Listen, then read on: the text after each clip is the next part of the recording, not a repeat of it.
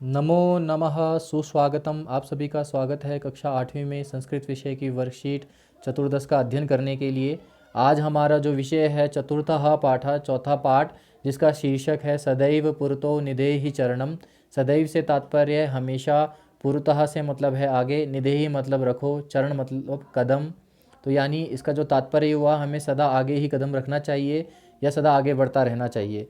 और यह जो कविता है सदैव पुरतो निधेहि चरणम, ये श्रीधर भास्कर वर्णेकर द्वारा रचित एक गीत है, जिसमें आपको चुनौतियों को स्वीकार करते हुए आगे बढ़ने का आह्वान किया गया है। जीवन में किसी भी प्रकार की कोई समस्या आए, कोई चुनौती आए, तो उससे भागना नहीं चाहिए, उसको स्वीकार करना चाहिए और स्वीकार करते हुए आगे बढ़ते रहना चाहिए। यही इस कविता का जो मुख्य भाव है वो यह है। और ये जो कवि हैं श्रीधर भास्कर वर्णेकर, ये एक राष्ट्रवादी कवि हैं। राष्ट्रवादी कवि वह होते हैं जो को राष्ट्र से संबंधित कविताओं को लिखते हैं, जिसमें उनकी प्राथमिकता राष्ट्र होती है, देश होता है। तो इस प्रकार की कविता लिखने वाले हैं, इसलिए इन्हें राष्ट्रवादी कवि भी कहा जाता है।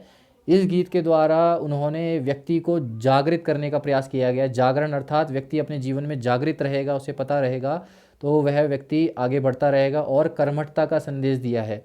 कर्मठता से तात्पर्य है, उन्होंने ये संदेश दिया है कि व्यक्ति को दूसरे पर आश्रित नहीं रहना चाहिए, अपने आप को उसे समझना चाहिए, आत्मविश्वास उसके अंदर होना चाहिए, तभी वह व्यक्ति जीवन में कुछ कर सकता है। तो आइए इस कविता का हम अध्ययन करने जा रहे हैं। सर्वप्रथम इसमें जो प्रथम पद्य है उसका अध्ययन कर लेते हैं। पहले इसका वाचन कर लेते हैं। चल चल पुरतो निधेहि चरणम, सदैव पुरतो निधेहि चरणम। यहाँ पर चल चल से तात्पर्य है मतलब चलो चलो, पुरतः मतलब आगे, चरणम मतलब चरण यानी कदम को, निधेहि मतलब रखो यानी आगे कदम को बढ़ाते चलो, सदा सदा मतलब हमेशा, पुरतः मतलब आगे की तरफ, एव मतलब ही, चरणम निधेहि, चरणम निधेहि मतलब कदम को बढ़ाते चलो। तो तात्पर्य यह हुआ है कि चलो चलो आगे बढ़ते चलो, हमेशा आगे कदम को बढ़ाते चलो। उसके लिए यहाँ पर प्रस्तुत एक चित्र दिया गया है। चित्र के माध्यम से आप समझ सकते हैं, व्यक्ति यदि किसी स्थान पर चलता है तो ऐसा नहीं है कि हमेशा उसे समतल स्थान मिलेगा, कहीं ना कहीं उसे पर्वत पहाड़ भी मिलेंगे, जिसे उसको उसको पार कर कर अपनी मंजिल को प्राप्त करना होता है। कुछ इसी प्रकार से हमारे जीवन में भी कुछ समस्याएं आती हैं, जिनको हमें एक पर्वत की भांति उसको पार करना होता है, तभी हम लक्ष्य तक पहुंच पाते हैं। तो इस प्रकार से यहाँ बताया जा रहा है। आइए इसमें कुछ शब्दार्थ दिए गए हैं। पुरतः मतलब आगे, निधेहि मतलब रखो, तो ये इसके शब्दार्थ हैं। अब कविता का जो यहाँ पर आया है प्रथम पद्यांश, उसको देख लेते हैं, इसका वाचन करते हैं। गिरिशिखरे ननु निज निकेतनम, विनैवयानं नगारोहणं, बलं स्वकीयं भवति साधनं, सदैव पुरतो निधेहि चरणम।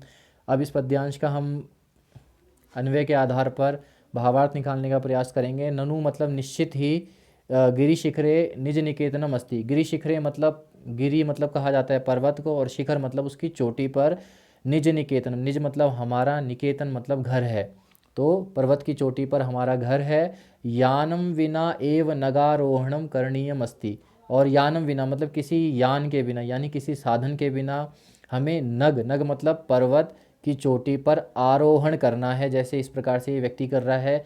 तो यहाँ पर एक उदाहरण है कि नग यानी पहाड़ के ऊपर, पर्वत के ऊपर हमारा घर है। इसको आप इस प्रकार से भी लिया जा सकता है कि हमारी जो जीवन में लक्ष्य है, हमारी जो मंजिल है, वह किसी समतल मैदान की में बने हुए घर की तरह नहीं है कि आप उसमें चलकर चले गए और उसे प्राप्त कर लिया। हमारी जो जीवन में लक्ष्य होते हैं वो कुछ इस प्रकार से होते हैं, जैसे किसी पर्वत पर बना घर है, और उसे प्राप्त करने के लिए आपको किसी साधन की आवश्यकता नहीं होती है। तो उसी प्रकार से यहाँ बताया गया है।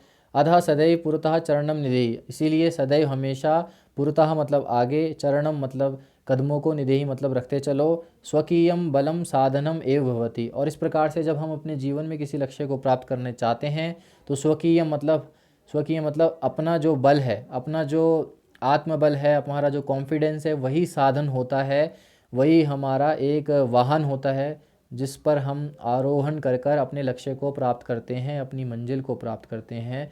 तो यह प्रथम पद्यांश की कविता का भावार्थ है। इसी के आधार पर कुछ यहाँ पर शब्दार्थ आए हैं, उनको एक बार देख लेते हैं। गिरि शिखरे से तात्पर्य है पर्वत की चोटी। निज निकेतनम मतलब अपना निवास, विनैव विना जमा एव यानी बिना ही, नगारोहणम नग जमा आरोहणम यानी पर्वत पर चढ़ना, स्वकीयम मतलब अपना। तो इस प्रकार से यहाँ प्रथम पद्यांश का शब्दार्थ है। आइए कि इसी के आधार पर इसके अभ्यास कार्य को करने का प्रयास करते हैं। तो यहाँ पर विद्यालय से एकम उद्यानम अस्ति, यहाँ पर डैश पर क्या आएगा, यहाँ पर आएगा पुरतः, यानी विद्यालय के आगे एक उद्यान है। और द्वितीय सत्यम डैश जयते, तो यहाँ पर खा सत्यम एव जयते, सत्य की ही जीत होती है। गा किम भवान स्नानम कृतवान डैश, तो यहाँ पर आएगा खलु, तो गा यहाँ पे लिख दिया है हमने कि क्या तुम स्नान कर चुके हो। फिर घा सा यथा चिंतयति, तो यहाँ पर आएगा तथा, घा वह जैसा सोचता है वैसा ही आचरण करता है। न में आएगा ग्रामम डैश वृक्षाः संति, तो ग आएगा यहाँ पर परितः पर। तो इस प्रकार से यहाँ पर ग आ गया।